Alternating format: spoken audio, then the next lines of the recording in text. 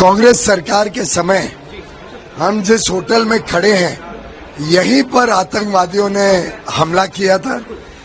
ये होटल पे लोगों की जान गई थी, लेकिन कांग्रेस की सरकार ने कुछ किया नहीं आरोपियों के ऊपर सख्त सजा दिलाने के लिए, बल्कि जो पकड़ा गया था कसम उसको भी बिरयानी खिलाते थे। ये मोदी जी का दृढ़ संकल्प था कि जिन लोगों ने हमारे देश पर आंख उठाई उनको सख्त से सख्त सजा मिले, और आज हर भारतवासी को गर्व है मोदी जी पर।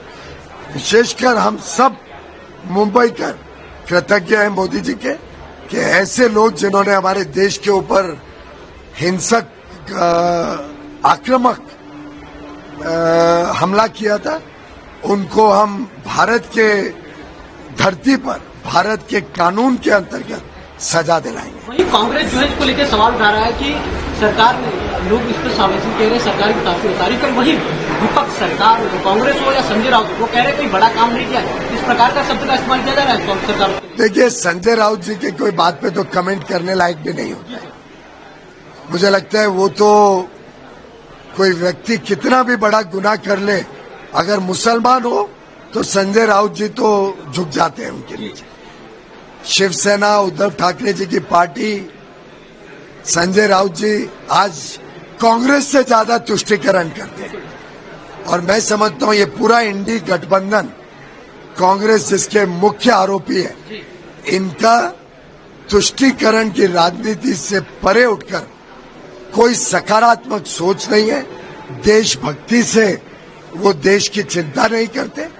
मोदी जी जिस प्रकार से एक तरफ नक्सलाइट को पूरी तरीके से ध्वस्त कर रहे हैं, 31 मार्च 2026 तक दशकों से जो समस्या ने देश को घेरे रखा था, हम अगले आने वाले 11 महीनों में उसको पूरी तरीके से देश से समाप्त कर देंगे। ऐसे ही आतंकवादियों के खिलाफ हमारी सरकार का बड़ा कड़ा रवैया है, और हम किसी को भारत की धरती पर आंच नहीं डालने देंगे।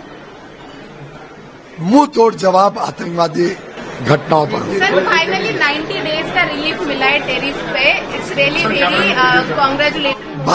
भारत तो बहुत समझदारी से इस पूरे विषय को पहले से संभाल रही है।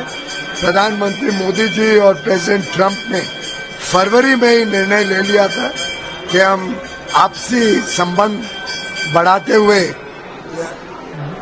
बायलैटरल ट्रेड एग्रीमेंट एक ऐसा करार करेंगे जो भारत और यूनाइटेड स्टेट्स के बीच व्यापार को सरल भी करेगा, 500 बिलियन तक यानी आज से 2.5 गुना बढ़ाने का काम भी करेगा। देशवासियों को नौकरी के और अधिक साधन मिलेंगे, देश की अर्थव्यवस्था को और बल मिलेगा। तो मैं समझता हूँ भारत तो वैसे भी इस रेस में आगे था, और हमारी बातचीत बहुत अच्छी प्रोग्रेस कर रही है। जो सदन में पास हुआ है उसको हम अपने राज्य में पास सामने भारत का कानून पूरे भारत में लागू होता है, और मैं समझता हूँ 2026 के चुनाव के बाद वैसे भी उनकी सरकार रहने नहीं वाली है। भाजपा की सरकार बंगाल में भी हिंदुओं को न्याय दिलाएगी, वहीं मुसलमानों के भी हितों की रक्षा करेगी।